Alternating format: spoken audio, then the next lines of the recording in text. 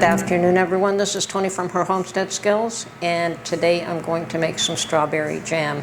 Now, I had hoped to get to the U Pickett Farms to get some strawberries, or best case scenario, my own strawberry plants would have produced, but they haven't.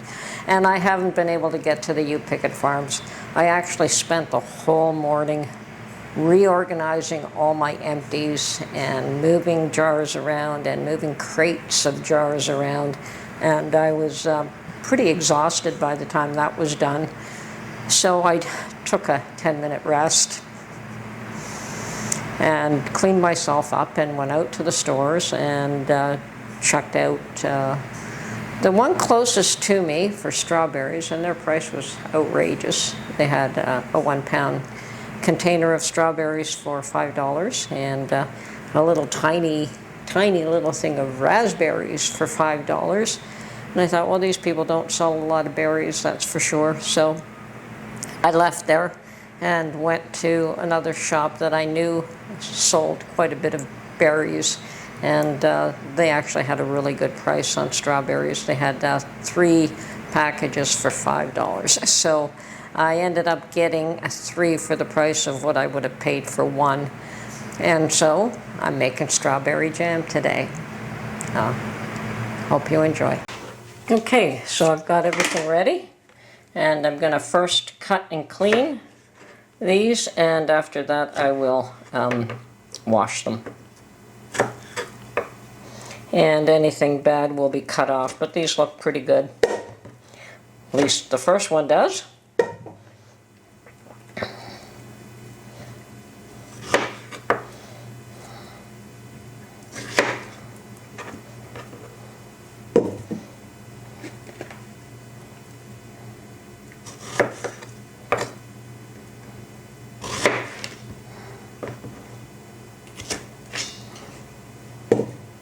Unfortunately, my experiment in growing strawberries is doing very nicely, but it hasn't put out any berries yet, and perhaps the first year it won't. Now, I also read that you should cut the runners off, and I hadn't done so because the fruit will work to produce runners or berries, not both. So I did cut all the runners off now, and probably keep doing that for the first year so that the plant can focus on making berries.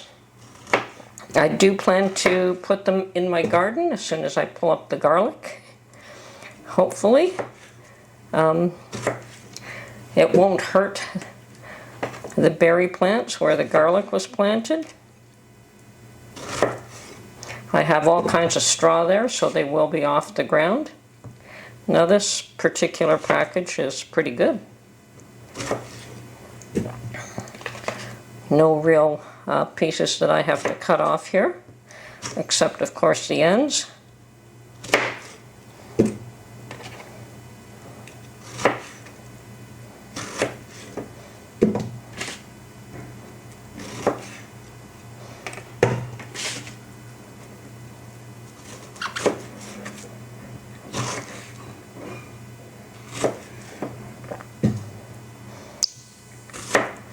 Now, I will not be adding any pectin to this, although strawberries don't have a lot of natural pectin. I will be adding lemon juice instead, and probably simmering it for quite a while.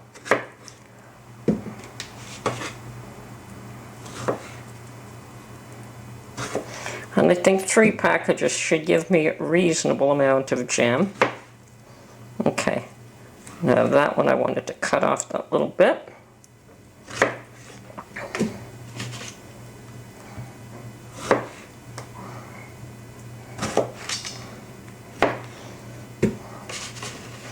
And most of these are fairly ripe, just a bit that are not thoroughly ripe. Oh well, I didn't cut that, but that's fine. I'll cut them again some more when I wash them. Okay. Okay, we'll get back to you after I have finished cleaning these all up. Okay, they're all done, all cut up and ready to be washed. So that's what I'm going to do right now. Okay, each of the packages of strawberries were 1 pound, but by the time I cleaned them all off, I'm sure that out of the 3 pounds, I probably lost about half. So I've got likely around 2.5 pounds of strawberries. I'm going to add a 1/4 cup of lemon juice.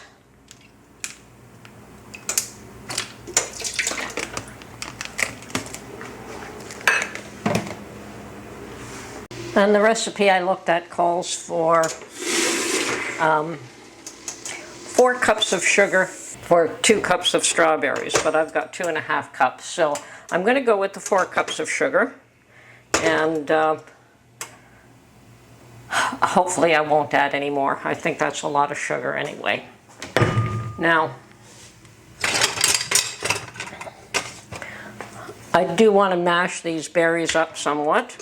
And actually, rather than mashing them, I'm just going to put them through my little blender here.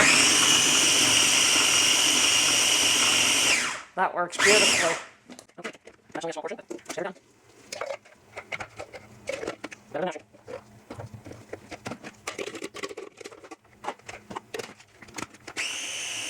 That's the trick.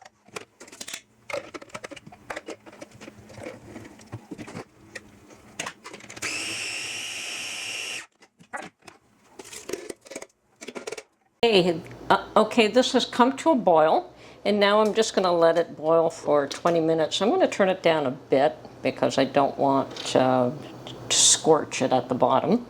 So we will let it boil for a good 20 minutes, and then we will check. Now, the idea is that you want to get it up to 220 degrees with a candy thermometer if you have one. And if not, well, we're going to use another method as well to check and make sure that the jam is set, but it's looking good. And that's why you use a large pot. Look at this. So, and I have the temperature down to medium now. I may turn it down a bit more. So once again, we let this cook for about 20 minutes before we check it to see if the jam has set. So I'm going to set the timer. There we go. And when that beeps, we will look at it again. Meanwhile, I'm going to put 2 dishes in the freezer. Okay, 20 minutes have passed. My timer has beeped, and I want to suggest that you should still keep stirring this constantly while it's boiling so that it doesn't stick to the bottom and scorch. And I'm of the impression that this is nowhere near ready. Strawberry is notorious for taking longer than most to set. So we can test it, and that's what the dishes in the freezer are for, is to test it. Now, there are ways to get it to set and to firm up, but I prefer just let it continue to cook down rather than, you know, you can add cornstarch. Some people do. As I said, I prefer just to keep cooking it until it has set. But let's do a test right now. So I'm going to take one of my dishes out of the freezer, and we put a small amount on the dish, and you see it's still running. So that is not really set yet. Tastes good though. And as I suggested, I'm going to continue to let this boil down rather than trying to force it to set prematurely. And one of the strawberries are one of the fruits that have very little pectin, so yeah, they're going to be a little bit harder to set. This is why I like adding rhubarb, but I didn't have any rhubarb. Rhubarb has tons of natural pectin. So I'm going to set the timer for another 15 minutes, and I will stir occasionally and come back and check in another 15 minutes. Okay, my timer has gone off again, and it does feel like it's much thicker right now than what it was. It doesn't appear as runny.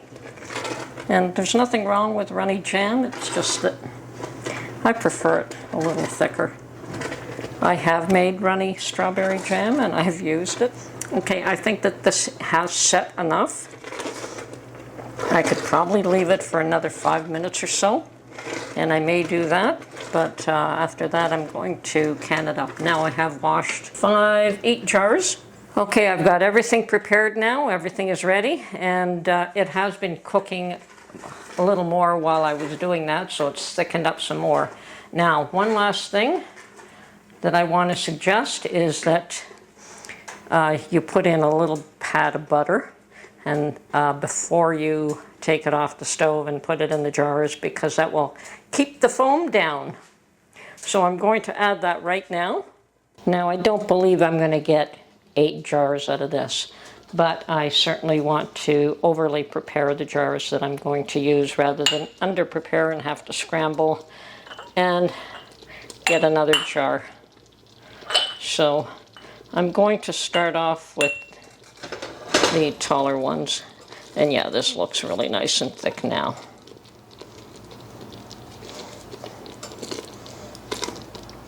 Oh, definitely this has set. And that is my preference, is just to keep cooking it rather than adding cornstarch. But adding cornstarch works as well. So I'm going to get...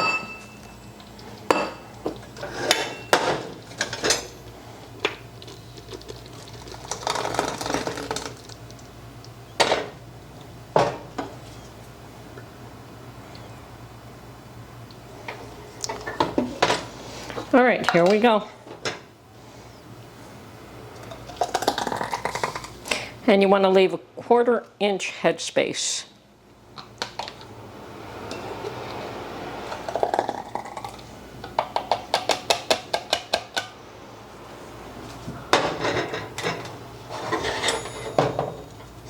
Oh, we might get more jars than I assumed.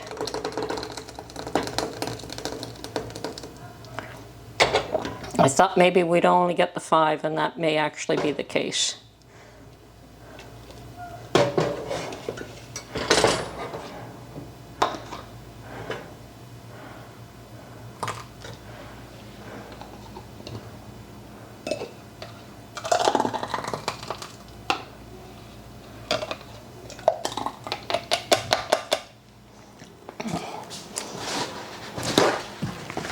Okay, now to clean the edges.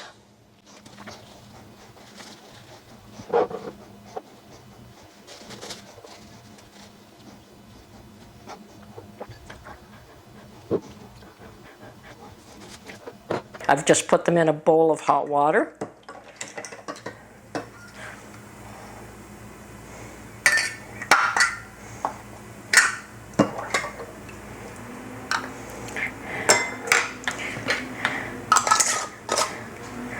And my rings. So I paid $5 for this jam, and I got 5 little jars here, so it means I made them for $1 a piece, which is fine by me. It was not a bad deal. Now, I didn't get to the You Pick It farms, but I spent the whole morning sorting out and cleaning out my jars, and yeah, I like how thick that has come out. So I was exhausted by the time I did that, so I felt that the best thing for me to do was to make sure I got some jam made. And so I went to the store and purchased some, and sometimes you could find better deals at the store, unfortunately. Sadly, that's the case. So, okay, now I'm going to wash that same pot because I believe that I can fit 5 little jars in that same pot, and I'm going to water bath can these for 15 minutes. Okay, I've got really hot water in this pot right now, and I have a little divider tray, whatever you want to call it, that goes on the bottom. And if you don't have one of those for a pot that you're using, you could use a tea towel, believe it or not. And I've got these jam jars finger tight, and it looks like I've got enough water in there. So 3, and yes, 5 will fit no problem. I think I could fit 6 or 7 of these. Water bath canning, you have to have at least 1 inch of water above the tops of the jars, and I have that. I may add just a little bit more for comfort, and I'm going to add my vinegar that is left over to the water bath canner, and the reason I do that is to make sure that the jars don't pick up minerals from the water and get cloudy on the outside. And that's all that does. That vinegar prevents the jars from getting cloudy and unsightly, so they're beautiful and pristine when they come out. So I'm going to water bath can these now for 15 minutes after they come to a boil. So this is Tony from her Homestead Skills. I hope you enjoyed this video, and we will catch you on the next one. And hopefully we'll be doing a lot more canning in the next little while. Bye for now.